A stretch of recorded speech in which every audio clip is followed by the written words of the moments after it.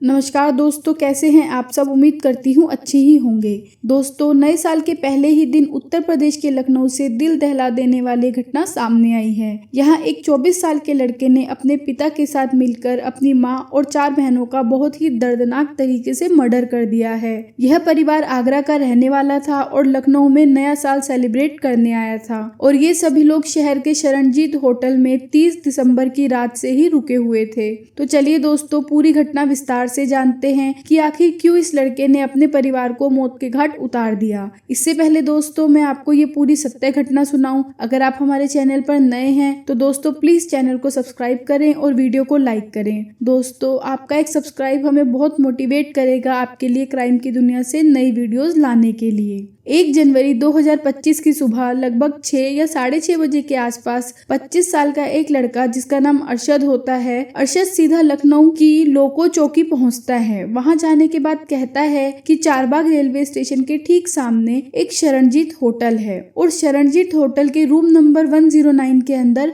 5 लाशें पड़ी हैं, जाकर देख लीजिए। जैसे ही पुलिस यह बात सुनती है, पुलिस के पैरों तले जमीन खिसक जाती है। पुलिस सोचने पर मजबूर हो जाती है कि आखिर यह लड़का क्या बोल रहा है। उससे फिर से यही बात पूछी जाती है कि तुम कहना क्या चाह रहे हो। इस बात को फिर से अरशद रिपीट करता है और कहता है कि चारबाग रेलवे स्टेशन के सामने एक शरणजीत होटल है। होटल की कमरा नंबर 109 के अंदर 5 लाशें एक बेड पर आपको मिल जाएंगी। पुलिस उस लड़के को तुरंत हिरासत में लेती है और इसके बाद पुलिस मौके पर शरणजीत होटल पहुंचती है और जब पुलिस होटल शरणजीत के रूम नंबर 109 में पहुंचती है तो शॉक रह जाती है। रूम के बेड पर 5 लाशें पड़ी हुई थी। सभी डेड बॉडीज को कंबल से ढककर रखा गया था। मरने वालों में एक महिला थी और उनकी 4 बेटियां थी। इसके बाद पुलिस अरशद को अरेस्ट करके पुलिस स्टेशन ले जाती है और 5 डेड बॉडीज को पोस्टमार्टम के लिए भेज दिया जाता है। अब पुलिस अरशद से पूछताछ शुरू करती है, जिसमें अरशद पुलिस को बताता है ये परिवार आगरा में रहता था, जिसमें अरशद, उसकी 45 साल की मां अस्मा,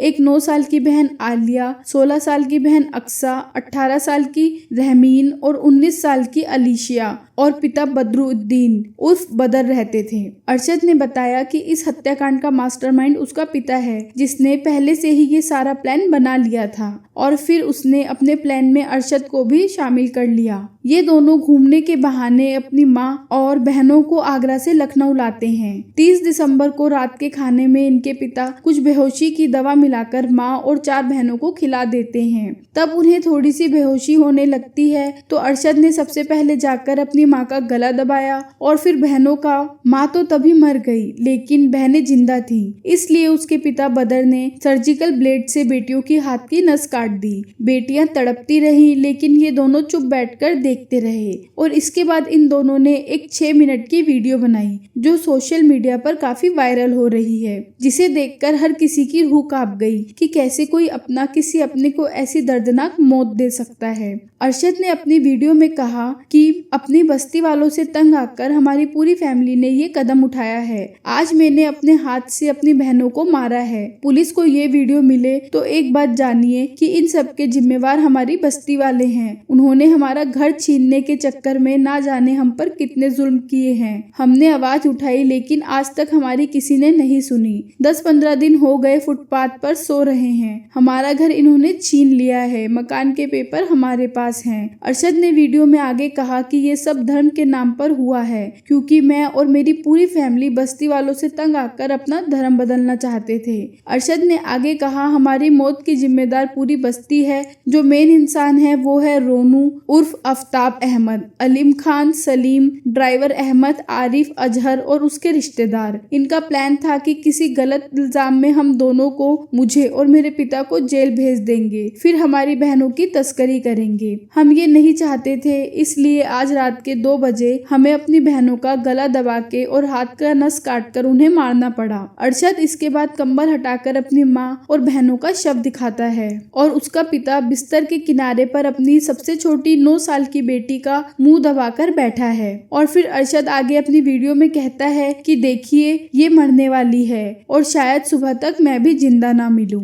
अरशद के पिता का भी एक पुराना बयान सामने आया, जिसमें वो अपने परिवार के साथ बैठकर बता रहे हैं कि मैं परेशान हो चुका हूँ, मेरे परिवार को कुछ लोग परेशान कर रहे हैं, पुलिस भी मदद नहीं करना चाहती, लोगों ने मुझसे झगड़ा किया लेकिन पुलिस ने मामले में समझौता करवा दिया, लेकिन वापस झगड़ा किया क्योंकि उन्हें पता चल गया था कि हम इस्लाम धर्म छोड़ना चाहते थे। हम सड़क पर घूम रहे हैं, वो हमें जान से मारना चाहते हैं। हम वहाँ पिछले 17 साल से रह रहे हैं। दोस्तों, फिलहाल पूरे मामले की जांच चल रही है। अरशद के बारे में जानने के लिए जब मीडिया ने आगरा के इस्लाम नगर में टेढ़ी बगिया इलाके में स्थित उसके घर के आसपास के लोगों से बातचीत की तो हैरान कर देने वाला मामला सामने आया। अरशद के पड़ोसियों ने बताया कि अरशद मूल रूप से उत्तर प्रदेश के बदायूं जिले का रहने वाला है। अब से लगभग 6-7 साल पहले अरशद बदायूं से आगरा आया और यहाँ के इस्लाम नगर में अपने परिवार के साथ बस गया। पड़ोसियों ने बताया कि अरशद सनकी दिमाग का झगड़ालू इंसान था।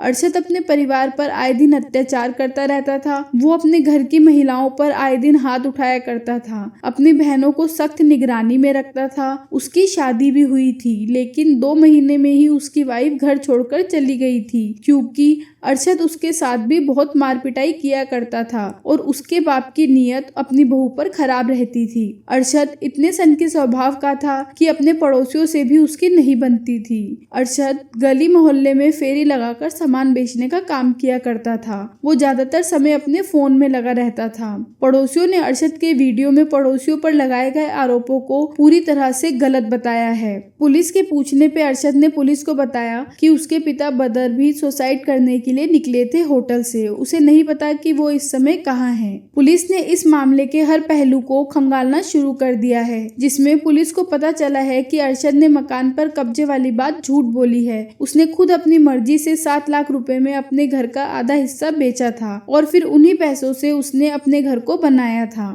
अरशद और उसके पिता ने एक ही झटके में अपने पूरे परिवार को खत्म कर दिया। दोस्तों, आपकी क्या राय है इस सत्य घटना पर, हमें कमेंट करके जरूर बताएं। दोस्तों, प्लीज चैनल को सब्सक्राइब कर दें। अब अगली सत्य घटना में मिलते हैं, तब तक आप लोग अपना और अपने परिवार का ख्याल रखें।